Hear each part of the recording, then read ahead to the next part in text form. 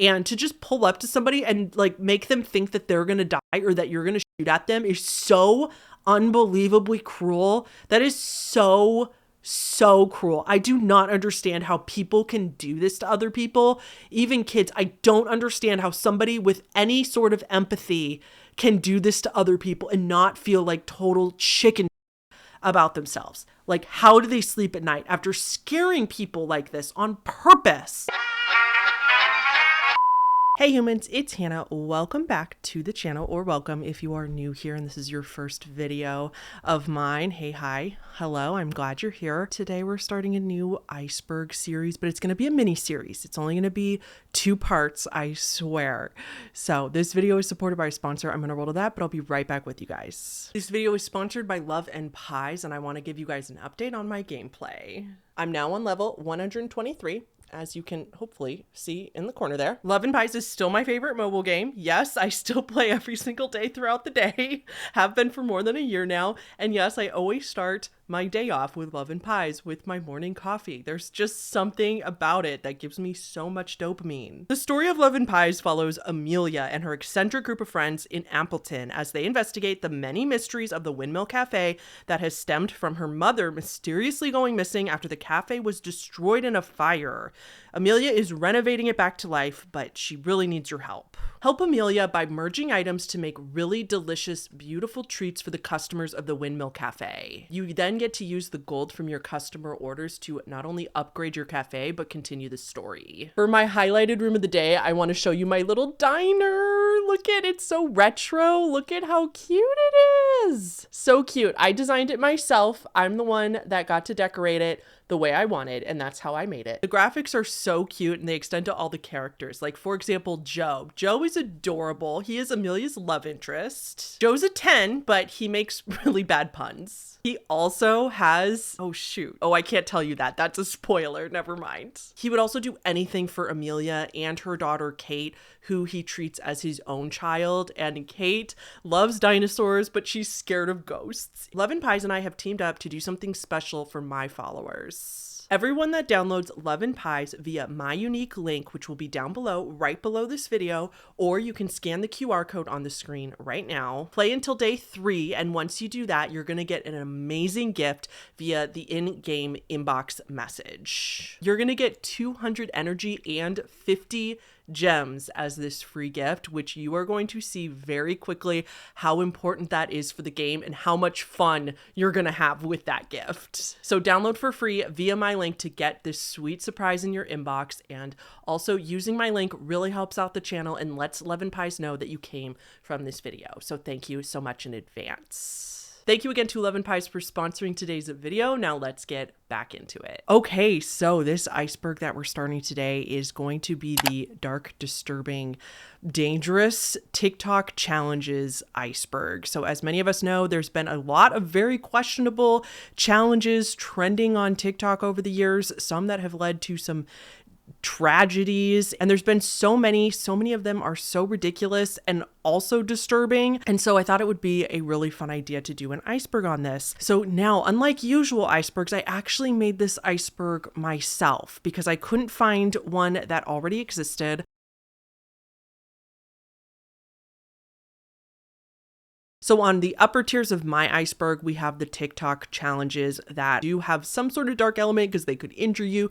However, in the grand scheme of things, they're not probably going to cause irreparable damage to you. You know, they're definitely the ones that if you were going to do a challenge, stick with the higher tier kind of things. Not saying to do them, but I'll get to that in a minute. And then as we go down this iceberg, as we get deeper, it gets more dangerous. So the upper tier is relatively harmless. The mid tiers is where injury becomes more and more likely, and there is potential for serious injury. But then as we get deeper down, it's more like you could definitely end up in the hospital, or you probably will end up in the hospital.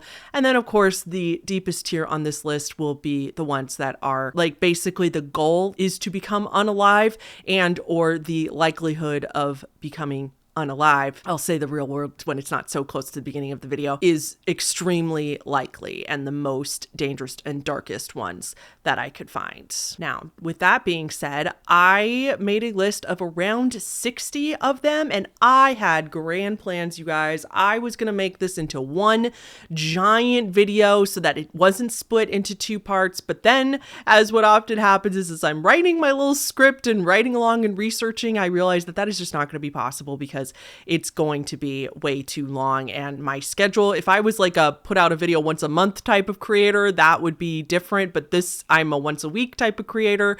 And so I do need to split this up. However, I'm only going to split it into two parts. So we're doing tiers 1, 2, and 3 today, which are very long. And then we're doing 4, 5, 6, and 7 next week. And I'm putting it out literally back to back just in the week. So part 2 will come next week. Once I'm done with this video, I'm going to roll right into making that one. And yeah, so you will have to wait for part 2, which is going to be the darkest ones, but you won't have to wait that long. Okay, so that being said, I have a legal disclaimer, and that is that I am not a medical doctor, and we are going to talk about some medical stuff in this video because some of these challenges affect people's health. And so I just want to be very clear that I am not a medical doctor, and I categorized these without any medical expertise. I categorized them in a way based, obviously I've done research on them, but based in a way that the top tiers being the least dangerous is basically my opinion. You know, because I'm not a doctor, I cannot say definitively. So with that said, just because it's at a higher tier and deemed less dangerous in my eyes does not mean it's not dangerous. And this is not me saying go ahead and do them. I am in no way, shape, or form condoning trying any of these challenges. Pretty much all of these challenges can end in at least injuries at the very least. So just blanket legal statement, not a doctor, just because it's in less dangerous categories doesn't mean you should do it. In fact, I highly recommend you don't do any of these and just learn about them in the video for fun and move on with your life and don't try any of them. Okay, let's get right into it. This is going to be tier 1. This is going to be what I have deemed from my research the least dangerous and or most likely harmless challenges. Starting off with the Kylie Jenner lip challenge. Now, to be fair and to be honest, this was not a TikTok challenge per se, starting off strong here. This was definitely a thing way before TikTok, but it still exists on TikTok. And it was still just, I don't think you could talk about social media trends and challenges without talking about this, because I feel like it was one of the big catalysts for trends to keep going, for these weird beauty trends and hacks to continue. This one was definitely more around 2015, and TikTok became a thing in 2016. So Kylie Jenner at the time was only 17 when this popped off, and everybody decided that they wanted their lips to look like a 17-year-old's multi-millionaire Nepo baby's lips. So because Kylie Jenner had such big voluptuous lips and everybody wanted to look like her, they discovered that if you sucked on a shot glass or a bottle or pretty much anything you could suck a lot of suction into, people were doing that, and they figured out that it swelled their lips up so they could get really big lips. However, it often didn't go as planned. This definitely appealed to young people because I feel like lip plumpers were they were a thing, but a lot of young people don't have the money for that, and they wanted something more dramatic than what the lip plumpers could do. There's lip fillers, of course, but a lot of 20-year-olds in college or teenagers on TikTok cannot afford hundreds and hundreds of dollars to go get lip fillers. So people were doing this challenge and they ended up with way more than what they bargained for, and they ended up with results like this or like this. And there was a lot of bruising in some of them, or it was just so outrageous. And the thing about this is that it's also very temporary. It's not like you can do this in the morning and your lips are going to be swollen like this all day.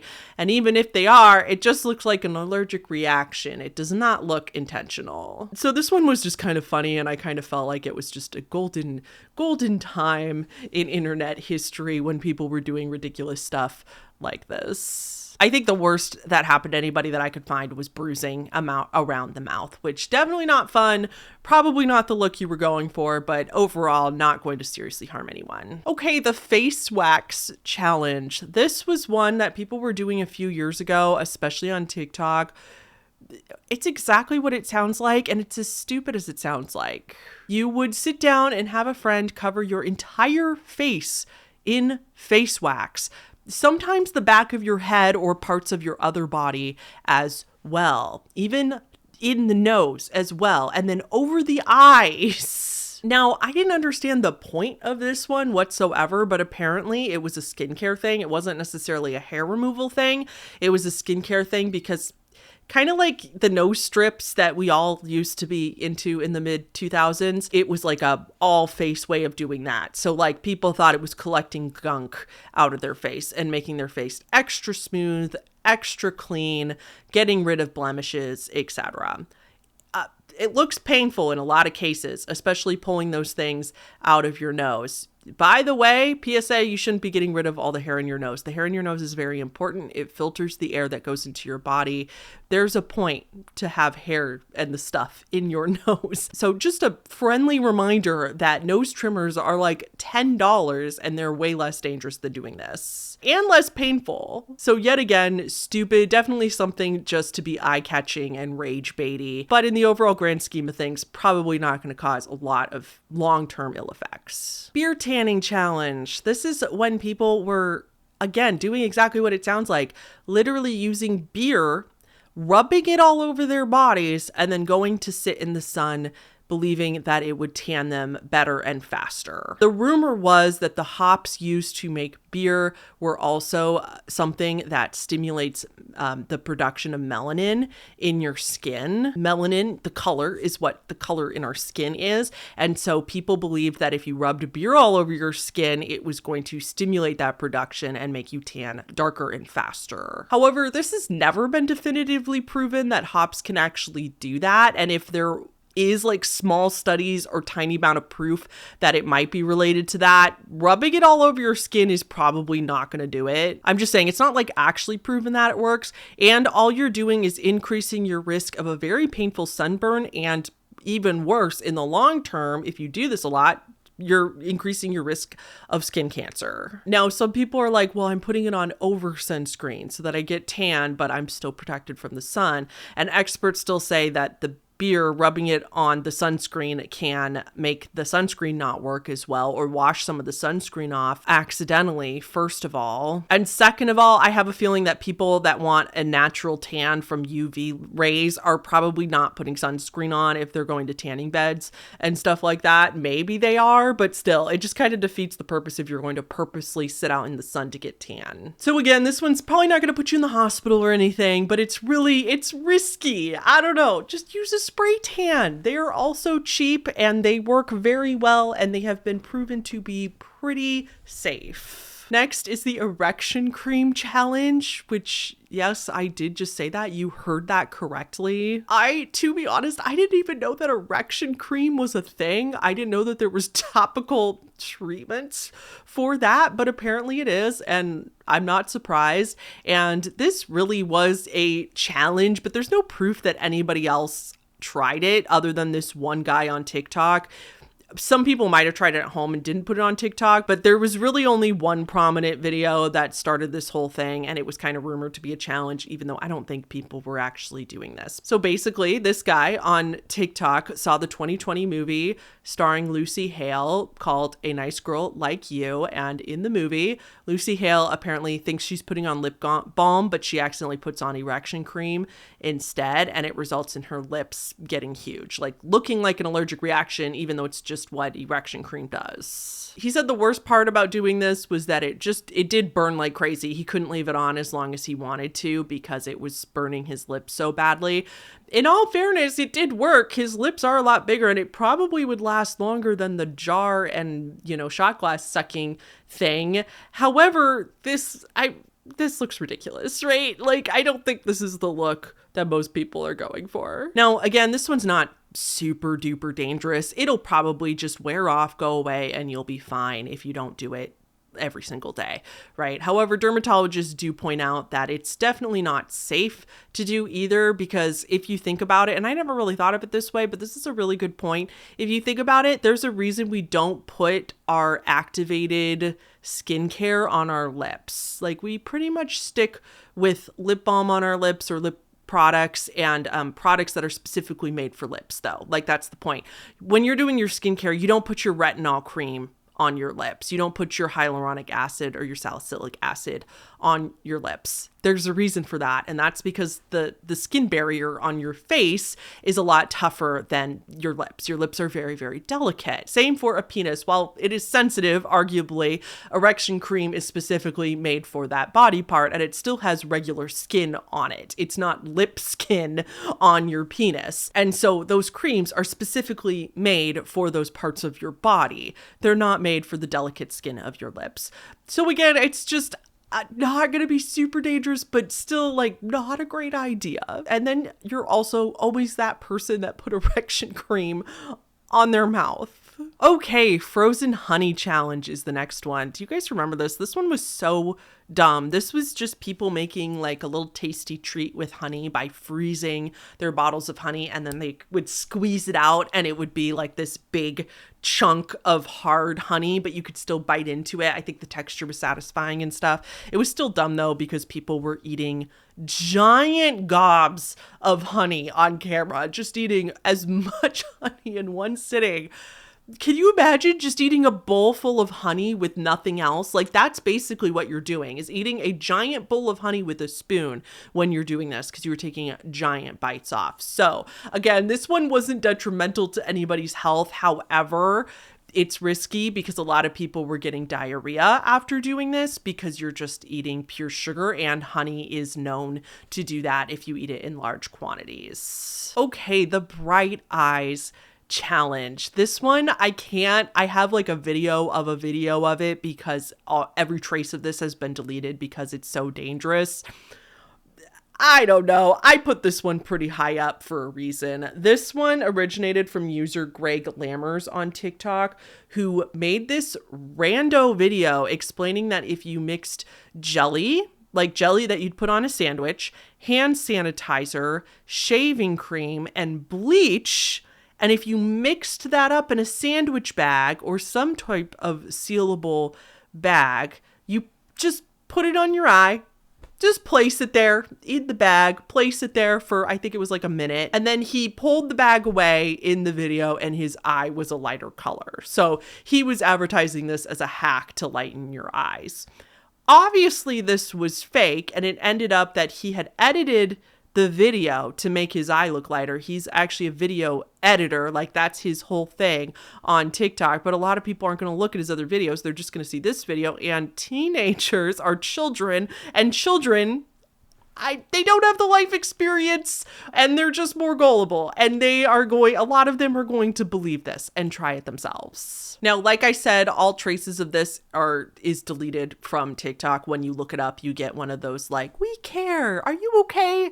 screens just for even looking it up on TikTok. And the biggest danger of this one is that if the bag somehow rips open while it's on your eye, or if you didn't mix the ingredients perfectly in the bag and some of the bleach got on the outside of the bag, yes, you could definitely burn your eye. However, it's not like you were sticking the products in your eye. You were just holding the bag over your eye. I don't think he was even advertising to keep your eye open while you were doing it. So for the most part, I think that this is just dumb and pointless. I don't think it's going to hurt anybody. And as far as I know, it didn't hurt anybody, which is why I kept it in this top tier. Okay, the devious lick trend. This one was from 2021. This was simply middle schoolers and high schoolers vandalizing their own schools, stealing shit from their schools. It was mostly in the bathrooms. They like to steal, the paper towel dispensers, the soap dispensers, hand sanitizer, anything from the bathroom they could peel off the wall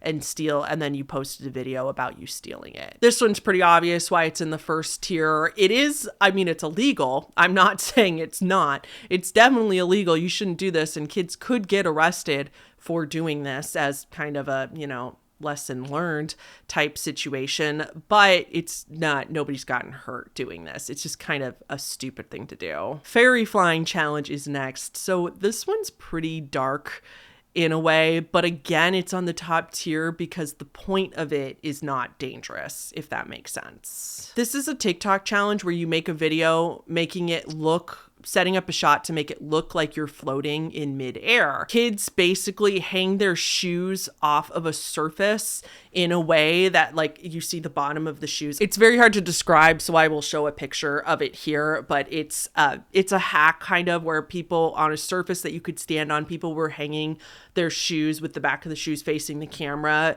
and then they would stand on the surface so that they would and then the shoes would be blocking their feet so that it did look like you were hanging in midair and flying. For the most part, it was harmless because if people were like flapping their arms to make it look like they were flying, you know, it was very clearly just like, look, I'm a fairy. It was just a cute little illusion trick to do. Now, this one could end up in injuries because theoretically you could fall off whatever desk or chair or whatever it is that you're using to do this.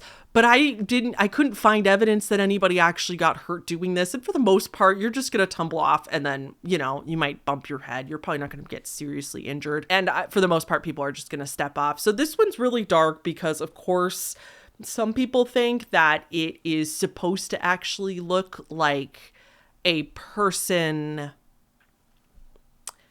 It kind of looks like that. You know what I mean? The word begins with an S, and I really can't say it without, I really don't want to get in trouble with YouTube, but it looks like something else other than flying to some people. And so it is kind of dark because some people did post it with those intentions, which was, yeah, cringe. Don't do that. The cereal challenge. I swear they got this idea from the Bad Guy music video. So friends on TikTok would film themselves like pretending like they didn't have bowls to put their cereal in. So they would make cereal in their friend's mouth. I'm not even kidding. Gross. So the friend would sit back in a chair and like with their mouth open, and then the other friend would pour cereal into their mouth and then milk into their mouth, and the friend would have to not swallow, and then the friend that did it would try to take a bite of cereal out of their friend's mouth. It's so ew. It's like I don't like it. That's just because it's just nasty to me. However, again, the worst that comes out of this one is that you choke on the milk a little bit and it goes down the wrong pipe and you have a coughing fit, and or you accidentally choke and then spew the milk on your friend. Okay, moving on to tier 2. So these again are for the most part fairly harmless, but I didn't think they belonged in tier 1. There's definitely potential for minor injuries with these. The mouth tape challenge is next. This is one that many of us have heard of now. It's become very popular in the last few years, where people tape their mouth shut so that they can't breathe through their mouth while they sleep, thinking that it's healthier and better for you, both aesthetically and health-wise, to breathe through your nose when you're asleep, and breathe through your nose at pretty much all times if possible. To be fair, there is some evidence behind that breathing through your nose is healthier than breathing through your mouth, just like we talked about earlier, because your nose has hairs that can filter out some of the allergens and the dust in the air, and that is the more filtered air that goes into your body. Some say that it prevents like dry mouth and bad breath. But of course, there's some other claims that it will prevent heart attacks, prevent teeth decay, keep your jaw from receding, which I know people do believe that mouth breathing is what makes our jaws recede. But I have actually looked into that, and I believe that I don't know if it's a myth, but I do believe that it's not as like factual as people think it is. I don't think that has also been definitively proven. Can't get into that for the sake of time. But of course, like something like that, people will think that it's the miracle to everything. That if I just breathe through my nose, I'll lose weight, my skin will get clear, I'll live to be 100 and never have a heart attack and never get cancer and blah, blah, blah, blah, blah. I think at best it probably makes your breath a little better, and also you know your throat doesn't get dry from sleeping with your mouth open. The problem with this one is that if you have undiagnosed sleep apnea, you depend on both breathing mechanisms. And so if your mouth is taped shut and you have undiagnosed sleep apnea, if you live alone or sleep alone and you don't know that you have sleep apnea, and then you tape your mouth shut, it's going to deplete your body of the oxygen that it needs. Again, I've never heard of anybody, I couldn't find any evidence of somebody like actually dying or ending up in the hospital because they did this. Probably the most that would happen is that you'd stop breathing, your body would wake you up, and you'd have to pull the mouth tape off, like most likely. Again, not a medical expert, so don't take my word as gospel on that one. But I do have to say, all in all, in my research on this, I thought originally that this was like a really dangerous thing to do and really bad, but honestly, I think people are actually being a little dramatic about how detrimental they say this could be, because even WebMD, who, as you know, if you have a pain in your leg, WebMD is the first one to be very happy to let you know that you have cancer. And under the section in their mouth tape page, under the section where it says, is mouth taping dangerous? It literally just says that mouth tape is not proven to actually treat any health condition. And then it just goes on about sleep apnea. Like they were trying to come up with stuff of why it was dangerous and they came up with nothing. And they were just like, but sleep apnea is really bad and here's why. So I just found it really interesting that I couldn't actually, again, it seemed kind of like a fear-mongering thing that like everybody's like, oh my God, you're going to suffocate in your sleep if you mouth tape. And I don't think that's the case. Now, with all that being said, don't do it without talking to your doctor first. Your doctor might want to test you for stuff and you probably want to check with them and make sure that it's safe and make sure you're considering everything for you. Because again, just because I couldn't find any evidence of the dangers doesn't mean that they're not there. Okay, burning pile challenge is next. This is a challenge / TikTok trend, one of those lip syncing TikTok trends. So people were lip syncing to the song Burning Pile by the band Mother, and they would be in like a well-lit room in plain clothing and kind of not done up, like hair not done, makeup not done, or not groomed or whatever. And then they would put the lighter in their mouth, and then during the transition, then it turns into this big dark ambient kind of scene, and then the person is typically all done up, like they gave themselves a glow up and everything too, so it's kind of like a before and after transition, and then they have the lighter lit and it's right by their face while they lip sync. Now this one, again, it's not overtly dangerous. Like lighters are very safe when used correctly.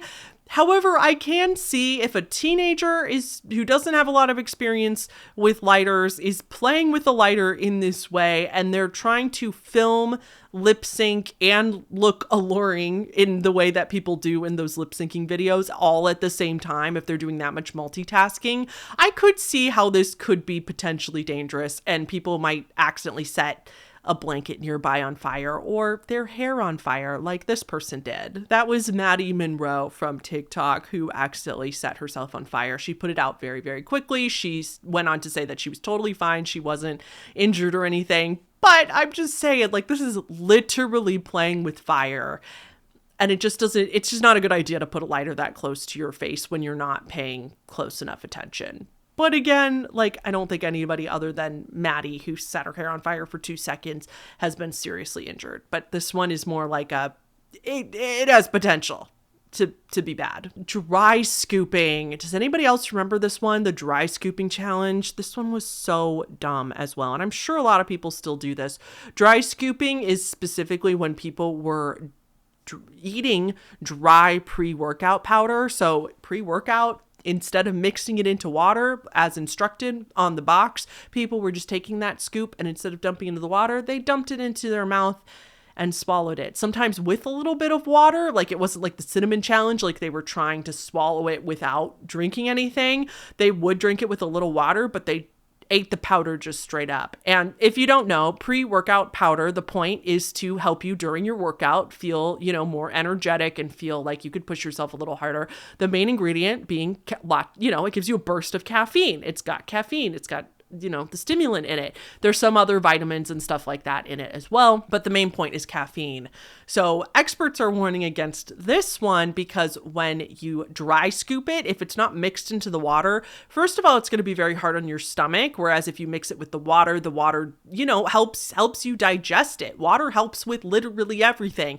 So water helps you digest it slower. It helps not upset your tummy. And when you're dry scooping, it all goes into your bloodstream all at once, and you get this very heightened caffeine high very, very quickly. One person in 2021 actually reportedly did go to the hospital after doing dry scooping because they reportedly had a heart attack. They were only 20 years old and went to the hospital to be treated for a heart attack because of dry scooping. Now, to be fair, I'm not positive that it was really a heart attack in the end. It was a heart attack-like event from having way too much caffeine way too quickly. We also don't know the circumstances around it. We don't know if they had 3 cups of coffee right beforehand or 3 Red Bulls right beforehand, or if they already had pre-existing conditions. That's also, I'm just saying, I don't know the details of that, but allegedly somebody did go to the hospital as a result of this, and it's just not a good idea. It also doesn't sound pleasant. Like, just drink it in water. I don't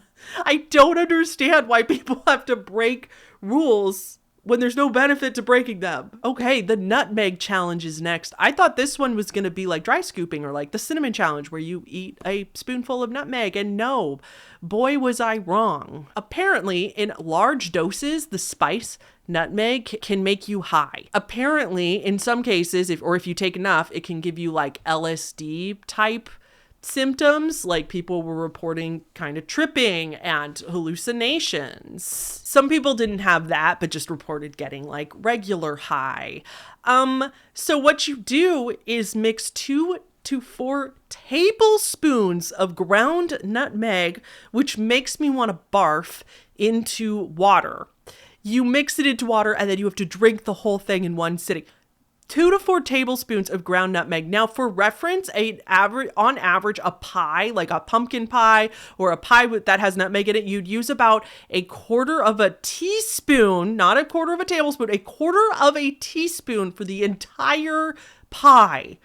Think about how much nutmeg that is. This one's also particularly dangerous because it's going to be very popular among young people who are interested in trying illegal substances, but they can't get their hands on them. So they're going to want to try stuff that's going to be more accessible to them, that they could just go to Safeway and do, and then they're going to be really cool with all their friends. This one's on tier 2 because, again, as disgusting as it is, and it is dangerous, don't get me wrong, I just think it would be very, very difficult for somebody to actually drink enough nutmeg to actually get that high from it or really have ill effects from it.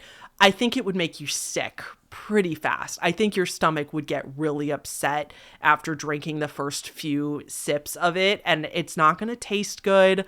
I just think it's going to be hard for most people to actually like overdose on nutmeg, which, by the way, is possible. You can overdose on nutmeg, as crazy as that sentence sounds. In severe cases, too much nutmeg can cause organ failure. So this does have potential to put you in the hospital at the very least. But again, like I said, I just don't think anybody, I could not find any sources of somebody overdosing on nutmeg in the hospital. I'm sure there's somewhere in a scientific journal somewhere, but I just can't imagine somebody being able to stomach it enough to get enough to do that or have any like of the effects from it in the first place. The Beeson challenge is next. And like a lot of these challenges, TikTok didn't invent this one or anything. A lot of these were already existing challenges that people have been doing for decades, and TikTok brings it back. TikTok brings it back into a trend and teaches, other kids about it. Beeson is when you put Burt's Bees,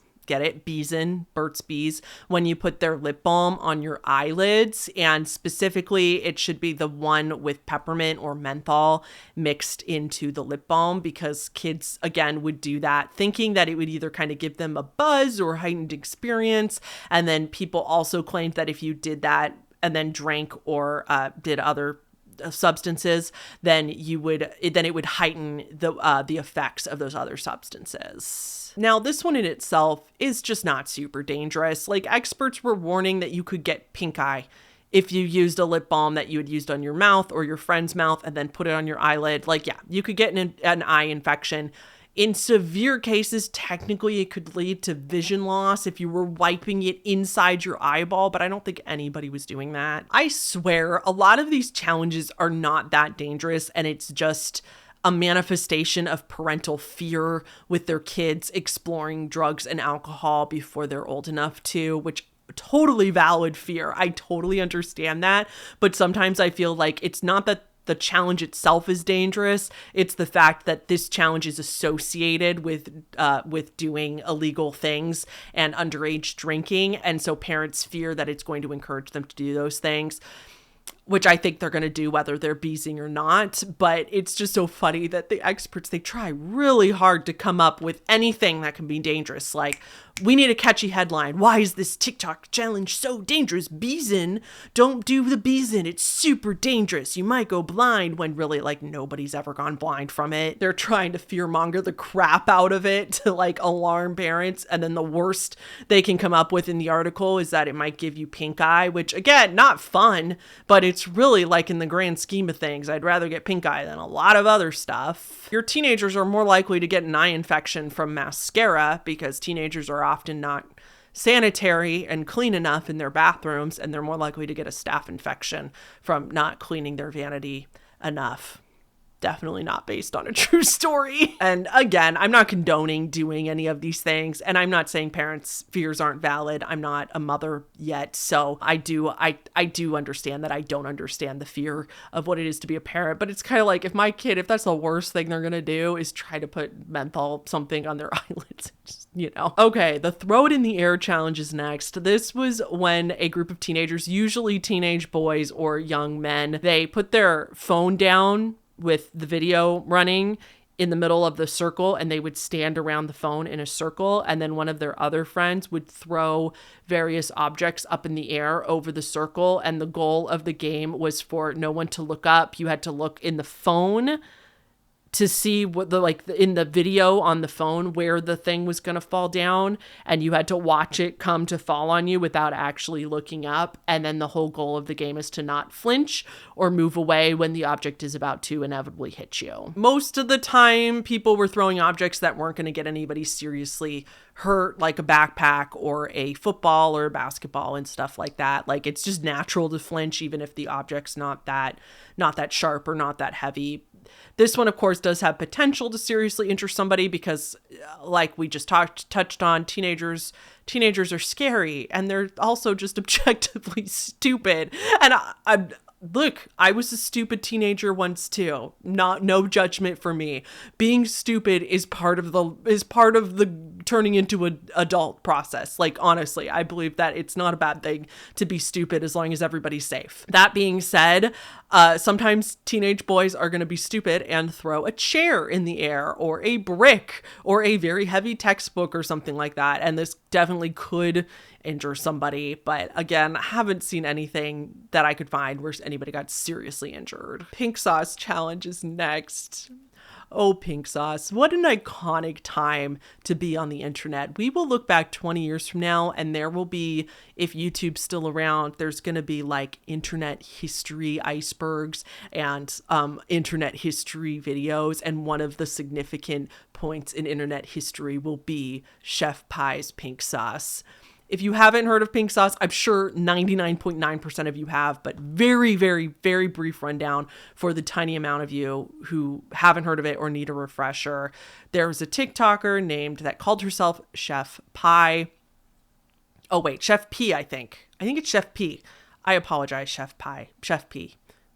And she had this signature sauce that was going viral on TikTok. She was showing herself eating mostly fried chicken, but other snacks that she would dip in this sauce. And it was a very creamy looking sauce, but it had her signature pink color. And it was, from my understanding, it essentially is a ranch, but it tastes a little different than a ranch. It has some other stuff in it. So it's kind of like a ranch, but better, even though a lot of people say it tastes nasty. But it was colored. She would use dragon fruit to color it pink, to give it the pink signature color. So it went super, super viral. Everybody wanted to try it. Everybody wanted to know what it tasted like. So Chef P started producing it and selling it online, except she was making it in her kitchen.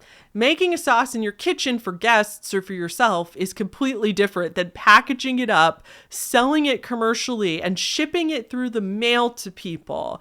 So she started selling it for like $20 a bottle, because understandably, because she's a startup business, she probably did have to overcharge, and people were willing to pay because they wanted to see what it tasted like. So she would sell it through her TikTok, and she would send it out to people, but that's where the drama started. started. That's where the drama has started, and it hasn't ended since. Chef Pie is still wreaking havoc on the internet to this very day, and people were getting it in the mail. It was all different colors, like bottles were lighter pink, darker pink, not pink at all. People were noticing that some of the bottles were already opened. Some of them smelled really bad. Some of them tasted like they had gone bad. Some people opened their package and their bottle had swelled. And another PSA, just in case you don't know, you don't want to eat anything if the container has swelled. So if your yogurt is like puffed up, if the little tinfoil on your yogurt has super puffed up, if your can of tomatoes in the cupboard has swelled, if your can of that, throw it away immediately. That's a sign of botulism or some other gas that has formed in the packaging due to bacteria that you do not want to eat. The likelihood of getting sick at that point is very high. Don't eat anything if the packaging is swelled. But the show must go on. People were still determined to try the pink sauce for the views, for the TikTok, for the likes, for the moment. So people were still filming themselves getting this in the mail and then often trying it anyway. There were so many issues because it was made in her kitchen. She didn't have the proper licensing or food safety licenses to sell food, to sell consumer products to people. And that's where we got, this iconic clip that again will forever go down in internet history. What do you mean FDA approved? I don't sell medical products. The pink sauce is not a medical product. So Chef P made this great thing in her own kitchen, but just because you're very good at what you do does not mean that you're ready to sell it on Etsy or sell it through the mail. Because the other problem, the reason is because it's a milk-based product and people were finding in the ingredients that there were not preservatives in it. And preservatives are very, very important for condiments and things that have a long shelf life because that's what keeps the bacteria from growing. And she didn't do that. She just mixed her regular sauce, put it in bottles, and shipped it out and didn't think it needed preservatives or anything, or thought that the natural ingredients in them were preservatives. So anyway, a lot of people did get food poisoning. I believe there was one confirmed report of somebody going to the hospital after eating pink sauce. Now I have to say allegedly / reportedly because it was not it's really hard to definitively connect food poisoning to a specific thing you ate. Like a lot of us, it's obvious we ate sushi from the bodega or something like that, or we ate a really sketchy sandwich from a sketchy, dirty place. It's pretty obvious. But sometimes norovirus is a virus, but it can look very much like food poisoning. And food poisoning, you might think you got food poisoning, but you actually got norovirus from workers who were sick and not washing their hands properly and cross-contamination and stuff. And I'm just saying, it's very hard to definitively say 100% it was the pink sauce that sent this person to the hospital because it could have been something else they ate or they could have been sick for another reason. So I'm just saying that as a legal disclaimer, but there have been reports of people getting sick after eating it initially, after she went through other companies and finally got it through the FDA and everything like that, then it was fine. But initially when she was doing this, I don't want to say illegally, but definitely not above board, it was making people sick. And yeah, people were taking the risk and doing the pink sauce challenge to try it anyway. There was also that one guy that faked his death, that pretended like he died after eating the pink sauce, but that was a hoax. And then he tried to say oh no, I was just testing. It was a social media experiment. It was a social experiment to see how fast misinformation could spread. Okay. The next one, talking about pink sauce, let's continue the food train and talk about the corn cob drill challenge. I can't make this stuff up, you guys. People were literally taking an electric drill, shoving it through their corn like a corn cob, and then turning on the drill so that the corn would spin and they would try to eat it as fast as they can while the drill was going. What could go wrong? Maybe let's not play with power tools. I don't know. Just an idea. One woman did this and there's video of her doing it. Her hair got stuck in the drill and it took off a giant chunk of hair right off the top of her head. She was probably wearing hats for 6 months at least. Experts mostly, though, also warn against this one because it can really, really hurt your teeth. You can chip your teeth or lose a tooth this way because the power tool is so strong and you're putting your mouth on it. like I shouldn't need to explain that. Example, Jason Derulo did a prank video where he did this challenge and then he made it look like he chipped a bunch of his front teeth, but it was a prank. He was just trolling his fans because apparently Jason Derulo, I don't follow Jason Derulo, but apparently he's like chronically online now, is doing weird shit on TikTok. But yeah, so it could happen, but I don't think enough people did this one for there to statistically be too many injuries. But this one, so dumb. Not only a dumb challenge, but dumb of you to do it too. Like, what did you think was going to happen? Come on. Don't play with power. Don't play with power tools. It's insane that we have to say that in the year 2024, to not play with power tools.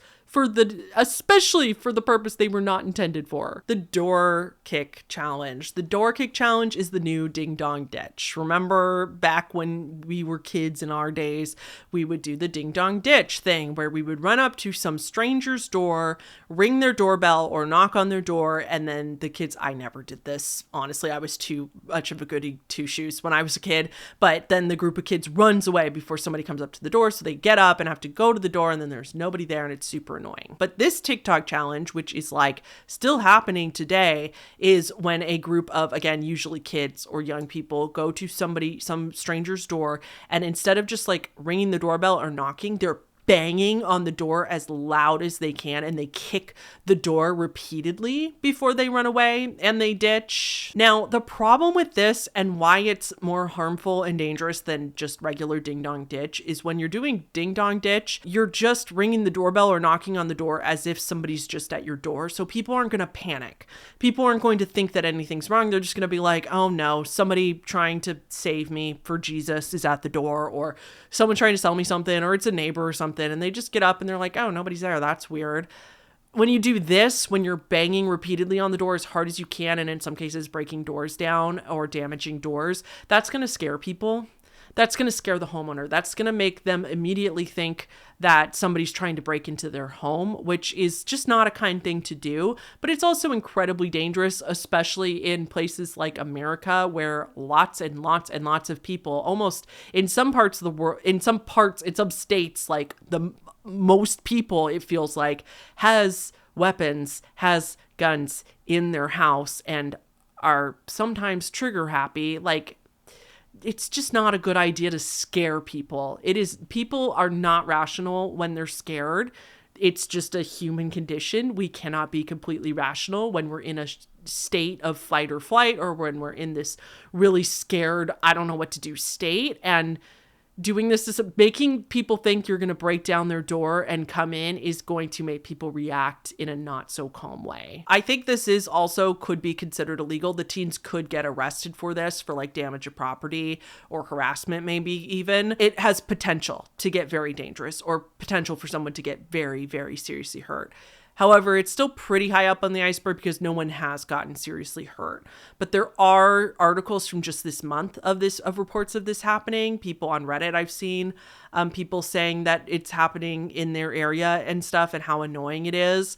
And so it is like an ongoing problem that's happening right now. And this really worries me for kids doing this, because again, like I said, I understand that kids are really stupid, but like, be stupid in a safe way. This is not safe. The coronavirus challenge. So this was deemed a challenge, but this is again one that seemed like it was a challenge, but it was really just one random woman. An influencer named Ava Louise posted herself licking a toilet seat on March 14th, 2020, which would have been the peak height of the pandemic, just when everybody was starting to freak out about it. However, Ava later came out and said that she trolled America. Very clever, Ava. Good job.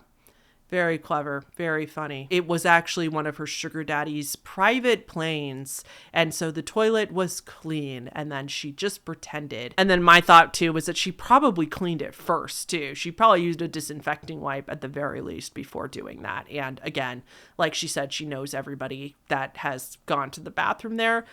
That's still disgusting in my book. Like, still, why would you do that? I don't care whose toilet or how often it's been used. I wouldn't lick a brand new spanking new toilet just out of the thought of it is just disgusting to me. So just another clout goblin on social media making light of a pandemic that killed over 1 million Americans. That's just America, not worldwide. by the way. So yeah, hilarious.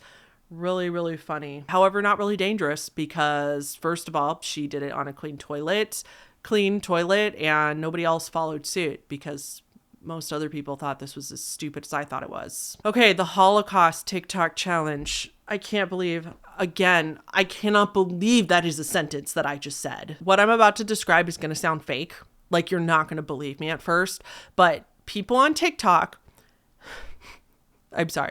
people on TikTok were literally dressing up, cosplaying Jewish victims of the Holocaust.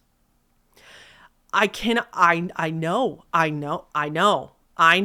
Same. Yeah, same here. So putting bruises all over their face and looking like really dirty, like putting dirt everywhere, looking really disheveled, putting on these like clothes to make it look like they were in concentration camps, and then often role playing or acting out a little scene where they're about to go into gas chambers to be killed.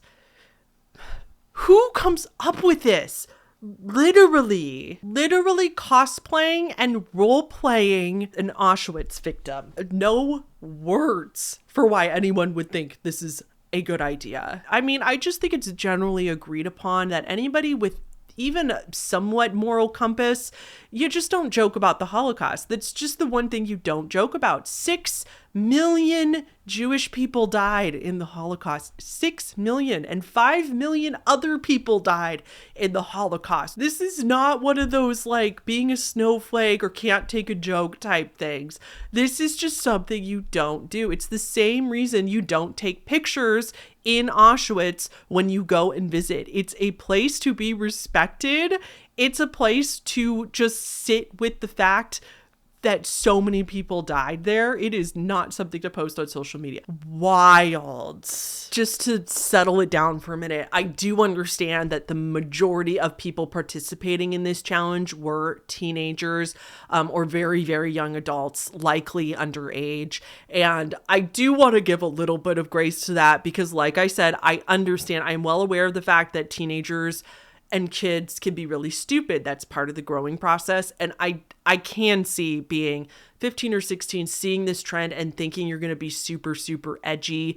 Kind of like that trend where teenagers are swooning over Richard Ramirez and other serial killers and acting like, I can't wait to be with them. And I'm in love with them and yada, yada, yada. It's kind of that where it's like, they don't understand what they're doing. I think, I don't think in a lot of cases their brains are fully developed to comprehend the impact that they can have. I just want to say that because I do think it's still very, very important to understand and to differentiate the difference.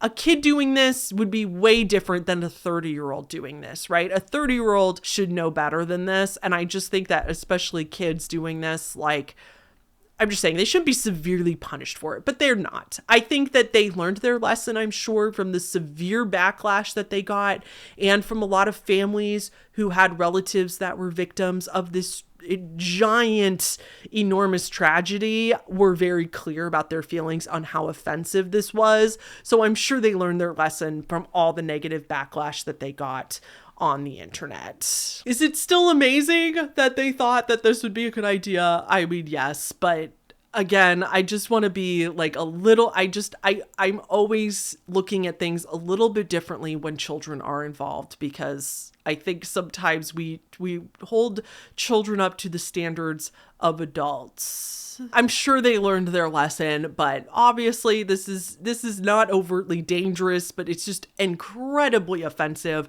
and incredibly dark. Very disturbing trend. Okay, the silhouette challenge on TikTok. This is another one that is pretty disturbing and pretty messed up, but not overtly like physically dangerous. So you guys remember the silhouette trend. It was like the remix of Put Your Head on My Shoulder and that song, and then they would do a transition from light and like again in baggy clothes, normal lighting, and then where they would have a red light behind them, which is a red light filter, and their silhouette would be in a door frame or something, and they were often wearing less clothing, like, you know, lingerie or just something more form-fitting so that you could like see the silhouette of somebody's body. And it was originally, this one makes me really sad because it was originally a very empowering thing. I think I definitely definitely don't think children should be doing this trend, obviously, but I think for adults, I think it was a really empowering thing for women to feel very confident and see their body in like a really sexy light and everything like that. And it was supposed to be kind of this woman empowerment type of trend that was kind of its original purpose. And then of course incels ruined it, because of course they did. Basically, creepy men were figuring out how to edit these videos to remove the red filter and to see the person's body without it just being a silhouette. And sometimes people were taking these videos and they were naked, thinking that the silhouette would protect them from anybody seeing them naked or whatever. And I really hope that not that many people did that because of this, or at least I hope they took it down afterwards. But they were either scantily clad clothing or they were completely naked, and people were figuring out how to edit the videos in order to see them without the light and everything like that. This one is not, this isn't a rumor. This really happened. There's a bunch of tutorials on YouTube on trying to remove the red light filter, and the comments on those videos that I saw, some of them are so creepy. It's so incel energy. It's so creepy. First drink, last drink challenge is next. This is when, usually at the beginning of an event, people were taking a little video of their friend with their first drink, and their friend would be like, my name is so-and-so and this is my first drink of the night. And then they would go and take a video of them with their last drink of the night and see how much they had changed. So here's an example of it. Hi, my name is Sina. I'm the best man and this is my first drink of the night. Yum. Hi, my name is Sina. I'm the best man and this is my last drink of the night. Chug, chug, chug, chug. Hi, my name's Armin. I'm the groom, and this is the first drink of the night. Hi, my name is Armin. I'm the groom, and this is the last drink of the night.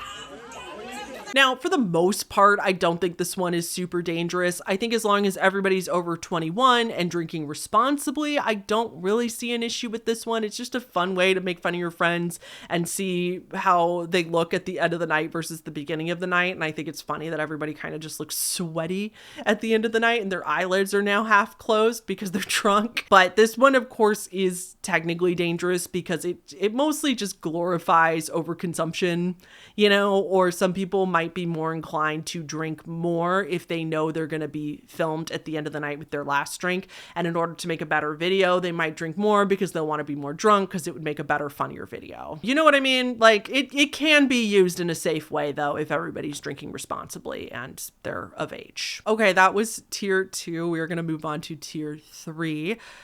Getting a little darker down here. These are definitely going to start to get a little bit more disturbing and a little more dangerous. So tier 3 starting with a banger. This one's called National Shoot Up Your School Day. This one sounds like it should be in the last tier of this iceberg, but let me explain why it's not and why it's really only mid-tier. I actually debated on putting this one higher up. There was a rumor going around TikTok that December 17th specifically was National Shoot Up Your School Day. At the least, it was when kids were supposed to call in threats of this on this particular day. And then at worst, some of the rumors I've heard is that the challenge is just to call in and make the threats. But I have also heard that it's supposed to be the national day. Like if you're going to do that, then do it on this day specifically. So it's like a whole thing. Another rumor is that the kids started doing this because they wanted a day off on December 17th, and then it just got really out of hand because, of course, when any sort of threat like that is made, authorities are going to take it seriously. Like, this was made into a huge deal, understandably. The schools were sending out letters to the parents talking about this and talking about the threats. A lot of the schools were stationing police officers to be on duty really close by to the school all day so that they could be quick to respond if anything happened.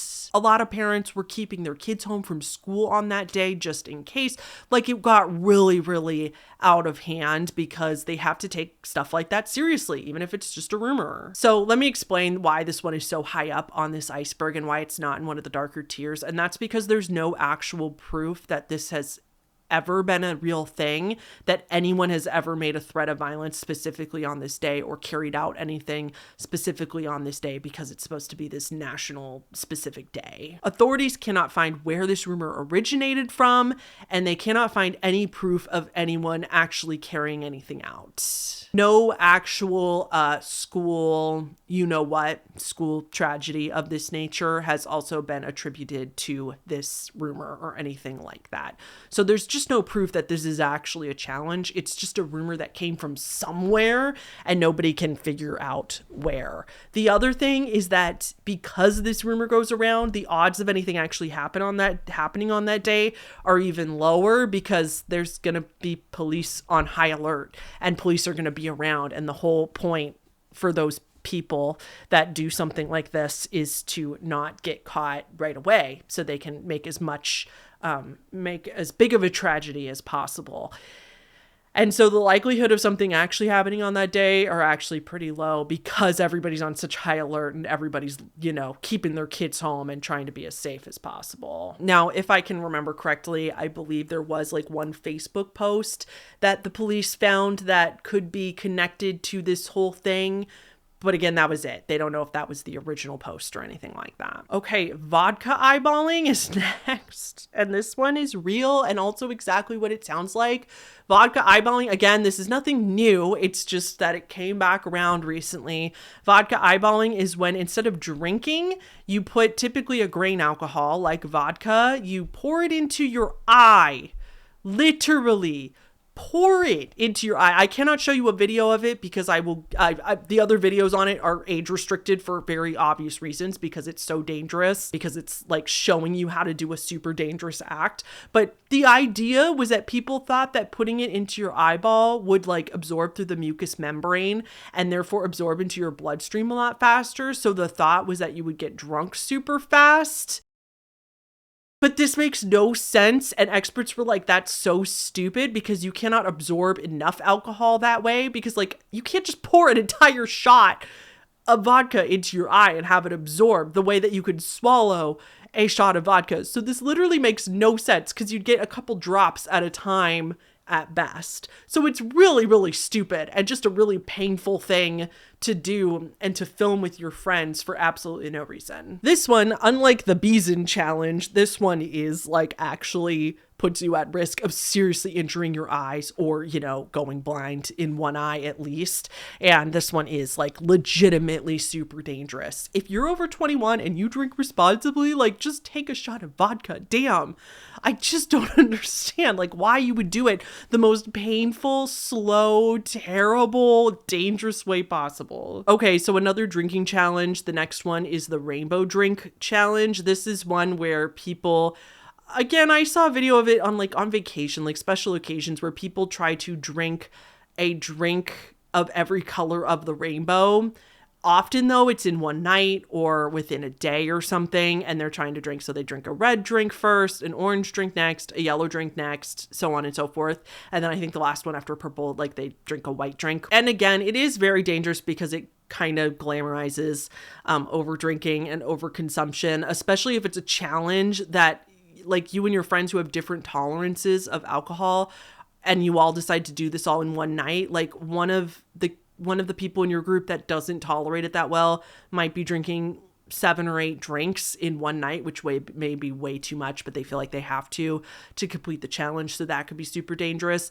This one, however, for the most part is not going to be dangerous if do the challenge over a weekend. If you're on vacation, yet again, I'm not condoning drinking, but if you're on vacation with your friends, you're all over 21, you want to drink responsibly, do a couple of them a day until you get through the rainbow, right? You don't have to do it all in 3 hours. Next is the magnet challenge. This one, yet again, it's tempting to be that's so stupid, but it's I get it from a kid's point of view why kids would want to do this. So the magnet challenge is when you take little tiny metal ball magnets that usually they come in those little structures where you can stick them all together and make little statues out of the magnets. And so people would take those tiny balls out of the magnets and they would put one on the top of their tongue and one on the bottom of their tongue, or one in their lip here and one on the other side, so it would stick together and then it would look like a piercing piercing. So you could go to school even though you didn't have anything pierced because you're 12 and your parents won't let you, and you have a magnet there to make it look like you have a piercing under your lip even though you don't, you know?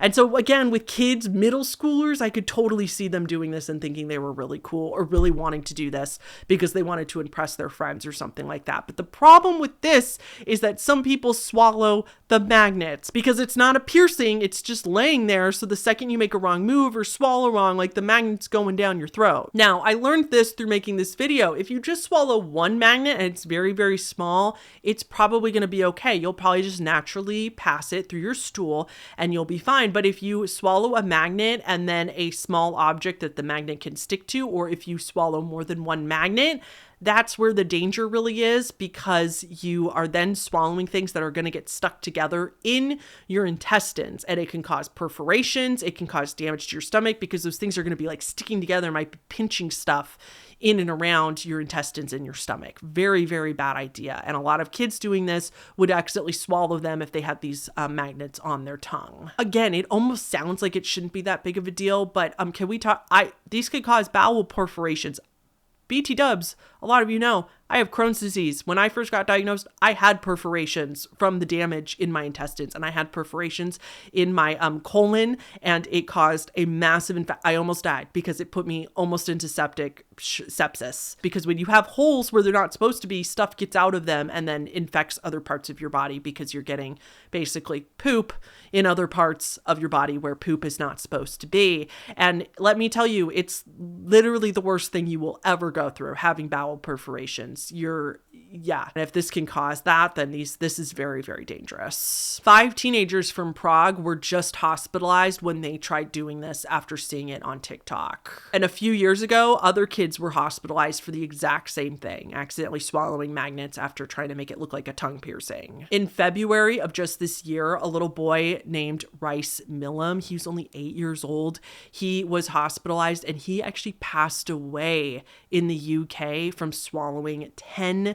tiny magnets. So this story was super sad because Rice didn't tell his mom and didn't tell the doctors or anybody that he had swallowed the magnets. I don't know if because he was either embarrassed or he didn't think that that could possibly be what was affecting him. He was only 8, remember? So he was in and out of the hospital because he had all these severe, cramping and vomiting and stuff, and they couldn't figure out what was wrong with him. And then he ended up passing away. And it wasn't until they did a scan of his body afterwards, for the autopsy process, that they found 10 of these tiny, tiny little ball magnets all stuck together in his intestines. Just a few days before he probably swallowed the magnets, they found this video of him talking to his brother, and his brother was telling him about having to do like daredevil stunts to get a social media following and stuff like that. And I'm not blaming the brother because I'm sure the brother was probably 10, the brother probably didn't know either and didn't tell him to go swallow magnets. And Rice also didn't have TikTok. The parents confirmed they didn't just let him have TikTok, but he still might have seen this video from a friend's TikTok or from somebody at school, or you could still visit TikTok through regular websites. You don't need the app or a phone to watch TikTok. So it's suspected that maybe Rice had seen something like this. And so he was also trying to do this trend. It's not definitive, though. He could have just been swallowing magnets for some other reason. We don't really know, though, because, again, there's no video of him trying to be TikTok famous from swallowing magnets, so we don't know for sure, but it's so sad still. And it's also just so, so tragic that either Rice didn't know to tell the doctors about the magnets or he was too embarrassed. Either way, like, they might have been able to be like, oh, okay, well, let's get you into surgery, But the other thing I question is why didn't they do a CT scan on him before?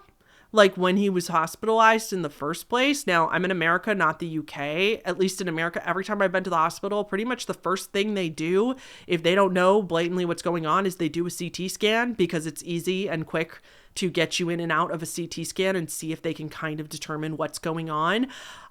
Can anybody from the UK or a medical professional explain to me why, if he was going in for the hospital and was really severe stuff, they didn't do a CT scan before he passed away? Like, was that a mistake? Was that oversight, or is that common in some depending on your symptoms. So yeah, I don't know. I just feel like with when you're trying to figure out what's wrong in the ER diagnostics, like the first thing you do, CT scan. This is a TikTok challenge where you eat candy and other foods that have been dipped in liquid nitrogen. This is not hard. This is not something people are doing themselves. They're going to vendors. They're going to street vendors. They're going to restaurants. Some bars do it with their drinks where they use liquid nitrogen. And once it's evaporated and you put the liquid nitrogen candy in your mouth, it's called dragon's breath candy because it makes it, you get smoke coming out of your mouth and your nose. It's not literally smoke. Now, this is so dangerous because while liquid nitrogen is safe when used, again, when used correctly and when completely evaporated, if you still have some on the candy, it's going to burn your mouth because liquid nitrogen is like negative 346 degrees Fahrenheit, negative 190 degrees Celsius or some ridiculous shit like that. So this was really dangerous for people because some people, if they had asthma and they were eating this, it was triggering an asthma attack. I was so confused as to why this was legal though. And so I asked my dad because my dad's an actual scientist and he's smarter than I am. So I asked him because he works with liquid nitrogen a lot. So I asked, okay, I said, question, this is the text to my dad. Why is it legal to dip some candy in liquid nitrogen or to use it in drinks to give it a smoky effect when it's so dangerous? Is liquid nitrogen okay to eat if it's fully dried first? So that's the text I sent my dad. He sent me back. He's so cute. He sent me back, fun question. And then it took him like 20 minutes to write out the rest of them. He goes on to write about dry ice and stuff too, so that's not relevant. So I'll just read the liquid nitrogen response. He's so cute. Okay, so LN2, liquid nitrogen, is mostly dangerous because it's so cold.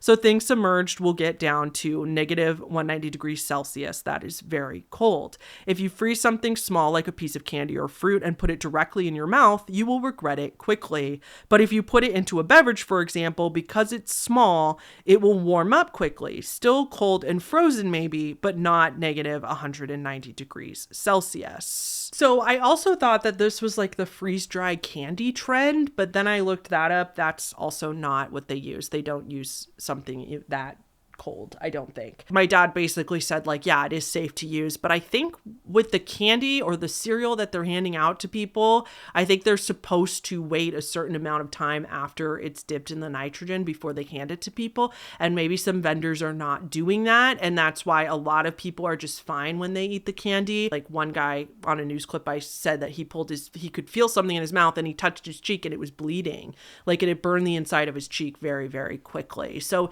it's just kind of weird because I'm like, how is this legal? But I think that's because liquid nitrogen is legal. It's just that it's very hard to regulate the way people are preparing stuff and ensuring they're doing it safely. So again, this one's just very likely to injure you if not done properly, especially for kids. This worries me because I feel like adults would kind of hopefully have a better chance of seeing that it wasn't ready to eat, but I don't know. Very, very strange trend. Okay, the milk crate challenge is next. This one popped up around 2021, and this is also exactly what it sounds like. This is when people stack up, those milk crates.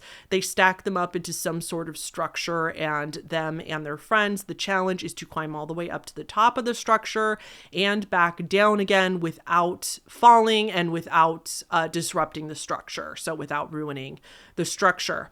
This one's dangerous for extremely obvious reasons, I would think. Now, some people do this in camps and stuff as a team building activity, but they have harnesses and they have helmets and they have protective gear and professionals helping them and can catch them if they fall off of it or if the structure breaks, And so a lot of kids were just literally just doing this on pavement with no protective gear or anything like that. And so this one, again, much higher chance of injury, and those crates are not going to be very stable. So if you fall, you could get quite a gnarly injury, if not a bad head injury and or concussion. The likelihood of injury is going up, as you can tell, as we go down. Orbeez shooting is next. This one was also very popular a couple years ago. I also had this one higher up because I thought that this was just kids putting Orbeez, you know what Orbeez are, those little water pellet thingies into random water guns, like play guns, and just shooting them at each other.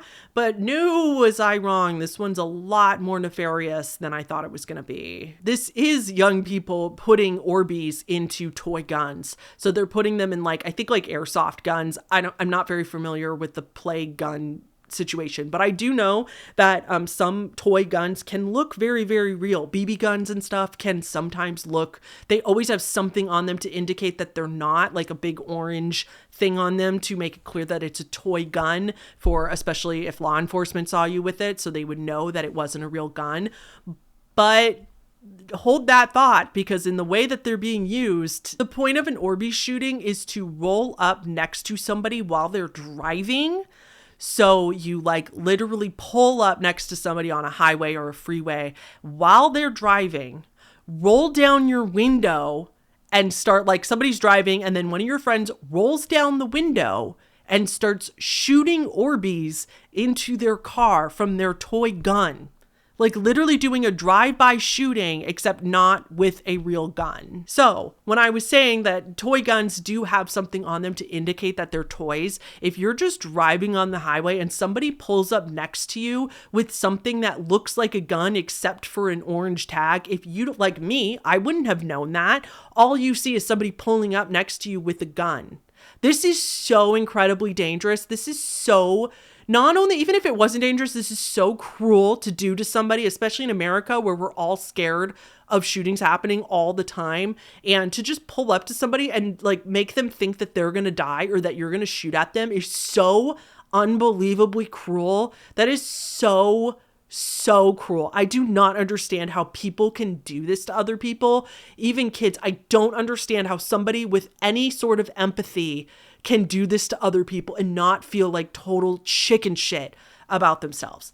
How do they sleep at night after scaring people like this on purpose? Oh, okay. This is dangerous for a billion reasons though, right? The biggest reason is that this will make people panic because they see somebody pull up with a gun and they're going to swerve off the road and crash, and that could kill them, or you could crash while doing this because they might ram into you and that could kill you. So car crashes could happen all around. But the other really dangerous thing, especially in America where guns are very prevalent, I know in other countries they are not, but in America, they're very prevalent, and there's I do not get into beef with any stranger ever. I will do anything to avoid confrontation with strangers because I never know who has a concealed carry. And many people in America, especially if you're in certain parts of America, have concealed carries, or they have guns in their glove compartment. I'm not even kidding. I know that sounds bizarre if you're in Australia or Canada, but it's so normal here. That wouldn't surprise anybody. If you asked a random person on the street, many of them will say, especially if you're in a certain area, many of them are going to say, yeah, I have a gun on me right now, or yeah, I have one in my glove compartment. So to pull up on somebody, threaten them, point a gun at them where they cannot not quickly see that it's a toy. Some of them are very realistic looking. I don't think these are green water guns. These are BB guns. Tell me that somebody is not going to, at some point, pull out their real gun from a glove compartment and start shooting back at you with a real gun. This is so stupid all around. I cannot believe that this, oh my God, that one is going to end in tragedy if it doesn't stop. And that doesn't even touch on how this is illegal. You can get charged with assault for doing this. So it's just all around a lose. Okay, scalp popping is next. And please excuse me because there's just some random things that make me lightheaded. And this is one of them. This one and NyQuil chicken are going to be very hard for me to get through. This one was hard for me to put on the iceberg. This one was hard for me to watch videos of while researching and reading about while researching. It makes me so lightheaded. Listen, I could watch horror movie and I could look at real crime scene photos and gore all freaking day and not be that affected. But I hate this. So I guess trigger warning for body horror, I guess, a body horror type thing. This would be something in a body horror movie. But okay, I'm going to try to explain this one. So this is when a friend sits in a chair and another friend takes a chunk of their hair and they twist it around their finger really, really tight. Okay. And sorry. I'm so sorry, you guys. I can't. It makes me so uncomfy. And then they pull really, really tight to basically separate your hair, that little clump of hair follicles, like essentially from your scalp. And it makes a popping sound, and it goes pop. And oh man, I'm going to show you a video, but if you don't want to see it, skip to this timestamp. Okay guys, watch this. This is something called scalp popping to relieve migraines, and it's going viral on TikTok. So this woman is performing what's called hair cracking, hair pulling, or scalp popping. Supposedly this helps relieve migraine headaches, but there's no scientific basis behind this technique. Basically, you're pulling small sections of hair and separating your scalp from your skull, or pulling your galea from your periosteum of your skull, and that's what makes the popping sound. It's doing nothing to your skull or anything inside of your brain.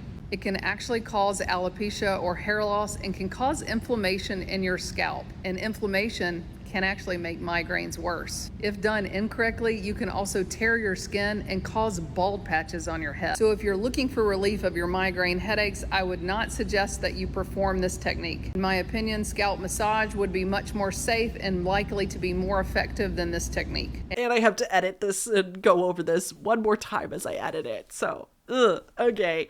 I'm so sorry. That's what that one is. It's, again, not like super dangerous. Like, you probably aren't going to die from this, but it can cause pretty bad side effects. So definitely not recommended, as the doctor in that clip told you. But yeah, okay, I gotta, moving on. Okay, the last one on tier 3, and the last one we're going to talk about today, is nasal spray tan.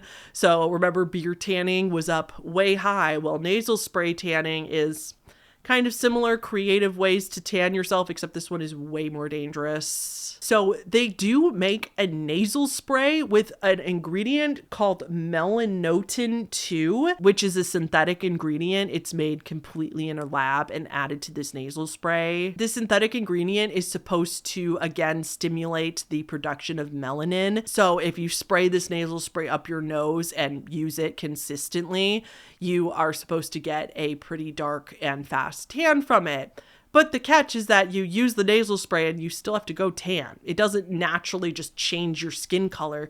You have to take it, and then if it's in your bloodstream, then you go out in the sun, and it's supposed to stimulate the melanin quicker, and you're supposed to get a darker and faster tan out in the sun. Now, this is incredibly dangerous, way more dangerous than beard tanning, because the synthetic ingredient, I have to read it off because I can never remember how to say it, melanotin 2 is banned. It's illegal to sell that ingredient in not only the UK, not only Australia, but the US.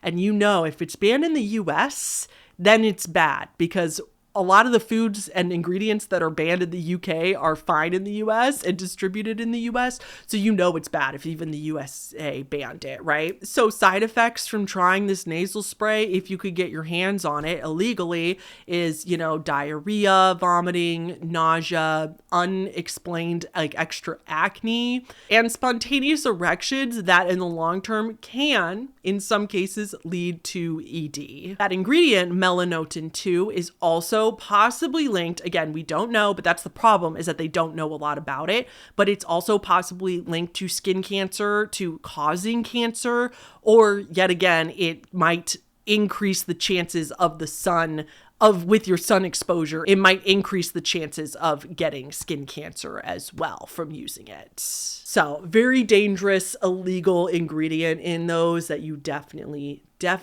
should not try. Like I said before, stick with spray tans. There's a lot, they've gotten really good with spray tans. They are not orange the way they used to be. A lot of people get great results from their spray tans, and they are, I think, dermatologists, I could speak on behalf of dermatologists, I believe, when they say that it's safer than any other form of tanning. Okay, that was tier 1, 2, and 3. Like I said, next week we're coming back with tier 4, 5, 6, and 7, the darkest, deepest, scariest tiers. Yeah, it's going to get real dark up in here. And that being said, that's going to be it for today. Thank you guys so much for watching. Don't forget our sponsor today, which is Love and Pies. Thank you so much to them for sponsoring. And I will see you all in the next one. Please subscribe if you like this content and want to see part 2. And thank you, of course, to all the patrons on the screen right now. And okay, bye. See you guys next week.